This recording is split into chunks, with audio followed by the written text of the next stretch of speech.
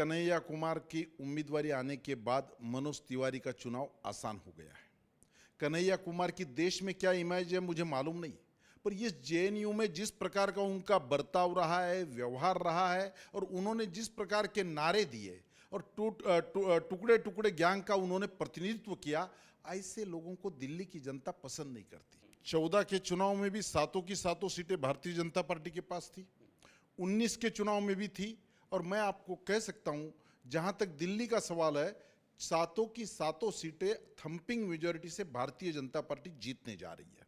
यह मैं समझता हूं कि कांग्रेस और आम आदमी पार्टी का जो गठबंधन हुआ है, उसके लिए लोग इसकी ज़्यादा सीरियसली चर्चा करते हैं, पर एक बात स्पष्ट है, दिल्ली ये भारतीय जनता पार्टी का गढ़ रहा है।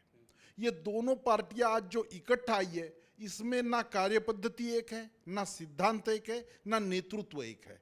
एक दूसरे को केवल भारतीय जनता पार्टी को हराने के लिए, मोदी जी को हराने के लिए ये दोनों पार्टियां इकट्ठा आई है। इसलिए दिल्ली की जनता सोचने वाली है, समझने वाली है, अलर्ट है। वो केवल निगेटिविज्म के आधार पर किसी को वोट नहीं करती। मैं आपको कह सकता हूं, इस गठबंधन का कोई असर दिल्ली के चुनाव में नहीं रहेगा। नमस्कार, स्वागत है आपका HCN न्यूज में। मैं हूं आपके साथ नीतीश पाठक।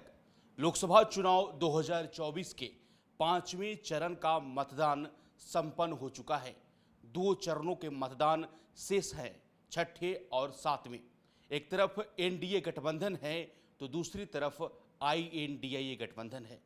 चुनावी माहौल क्या है, 5वें चरण चुनाव के बाद जमीनी हकीकत जानने के लिए आज मेरे साथ खास बातचीत करने के लिए भारतीय जनता पार्टी के वरिष्ठ नेता श्याम जाजू जी हैं। सबसे पहले आपका बहुत स्वागत है HCN न्यूज़ में। नमस्कार।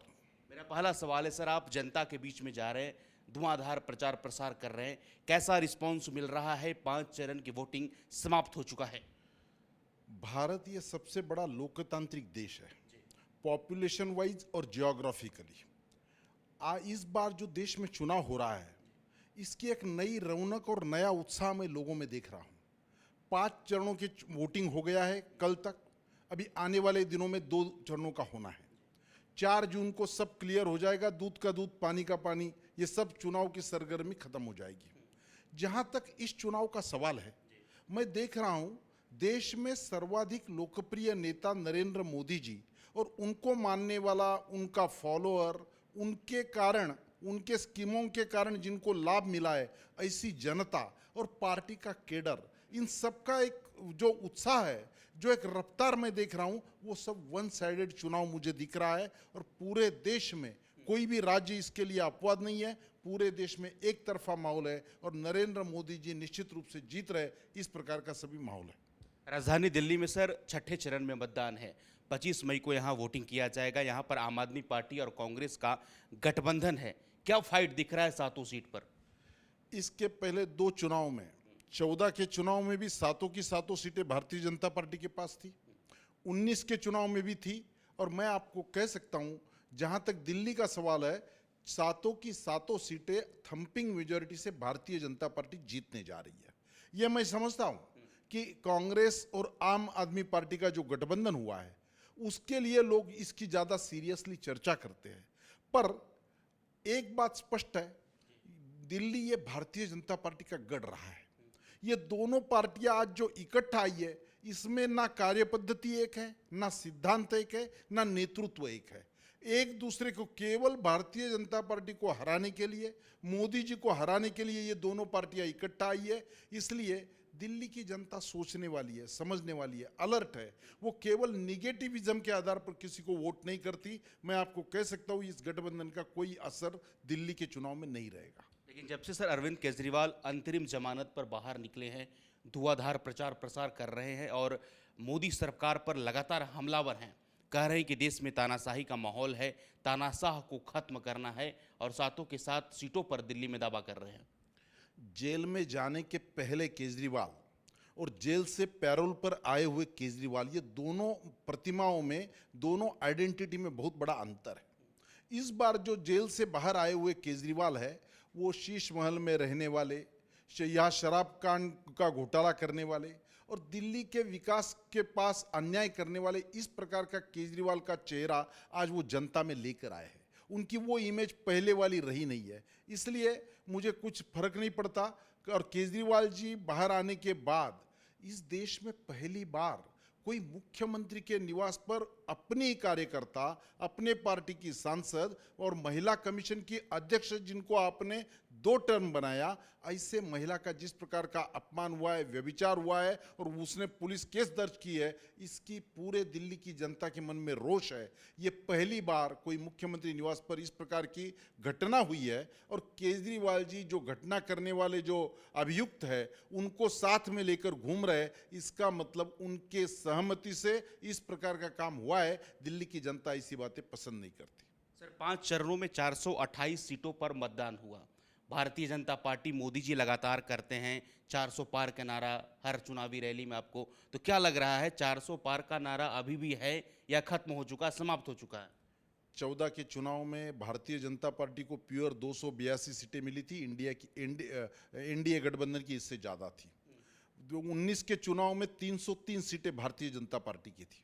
और इस बार भारतीय जनता पार्टी ने एनडीए गठबंधन की 400 पार का नारा लगाया है। मुझे ऐसा लगता है कि ये देश में जैसे जैसे पॉपुलैरिटी बढ़ रही है, देश ने विकास का अनुभव किया है और देश का परिवर्तन लोग देख रहे हैं। पूरे विश्व में देश ने जिस प्रकार का कीर्तिमान स्थापित किया है, देश की इकोनॉमी 5वें नंबर पर आई है और इतने उद्योग शुरू हो रहे हैं, रोजगार के विषय में लोगों में उत्साह है और देश की तरक्की हो रही है। जीएसटी का इनकम बढ़ रहा है, आईटी पेयर्स की संख्या बढ़ रही है, देश का इंफ्रास्ट्रक्चर बढ़ रहा है। इन सब बातों के आधार पर मैं आपको कह सकता हूं, निश्चित रूप से इस देश की जनता भारतीय जनता पार्टी के साथ खड़ी है। और आज तक के सब रिकॉर्ड तोड़कर हमने जो नारा दिया है 400 पार, वो इस बार सही होने जा रहा है। लेकिन जिस तरीके से आप देखें कि वायनाड के बाद राहुल गांधी रायबरेली से चुनाव लड़ रहे हैं, राहुल गांधी लगातार भारतीय जनता पार्टी पर कह रहे हैं कि प्रधानमंत्री जी हिंदू मुस्लिम हिंदू पाकिस्तान सिर्फ करते हैं, रोटी कपड़ा मकान का बात करता है, रोजगार का कोई बात कर रहा है, तो कांग्रेस पार्टी कर रही है। कांग्रेस पार्टी ने इंदिरा गांधी के टाइम भी गरीबी हटाओ का नारा था, राजीव गांधी के टाइम भी वो नारा था और राहुल गांधी भी वो ही दे रहे। 3 जनरेशन राजनीति करते हुए एक ही नारा दे रहे। इस देश पे 65 साल आपने राज किया, तो ये गरीबी हटाओ क्यों नहीं गरीबी हटी? क्यों रोजगार का सवाल आज भी खड़ा हो रहा है? तो इसलिए ऐसी बातों पे देश की जनता उलझती नहीं है। लोगों को मालूम है 80 करोड़ जनता को अनाज फ्री देने वाले कौन है, पूरे देश की जनता को वैक्सीन फ्री किसने दिया है, किसानों के अकाउंट में डायरेक्ट बेनिफिट ट्रांसफर से पैसा किसका जा रहा है, ये सब बातें लोग देख रहे हैं। इसलिए केवल नारेबाजी से, घोषणाबाजी से काम नहीं होता। राम मंदिर का सपना लोगों का पूरा हुआ है, 370 कलम हट गया है, ट्रिपल तलाक कानून हुआ है। इसलिए ये चुनाव हिंदू मुसलमान जातीयवाद प्रांतीयवाद इस पर रहा ही नहीं है। ये चुनाव विकास के एजेंडे पर लड़ा जा रहा है और विकसित भारत का सपना लोग नरेंद्र मोदी जी के नेतृत्व में देख रहे हैं। उत्तर पूर्वी दिल्ली लोकसभा क्षेत्र को आप कैसे देख रहे हैं सर? सारे सांसदों का टिकट काटकर मनोज तिवारी को यहाँ पर भरोसा जताकर बीजेपी ने टिकट दिया। वहाँ से कन्हैया कुमार कांग्रेस से दावेदारी पेश कर रहे हैं, कहा जा रहा है कि काफी तगड़ा फाइट है वहाँ पर। कन्हैया कुमार की उम्मीदवारी आने के बाद मनोज तिवारी का चुनाव आसान हो गया है।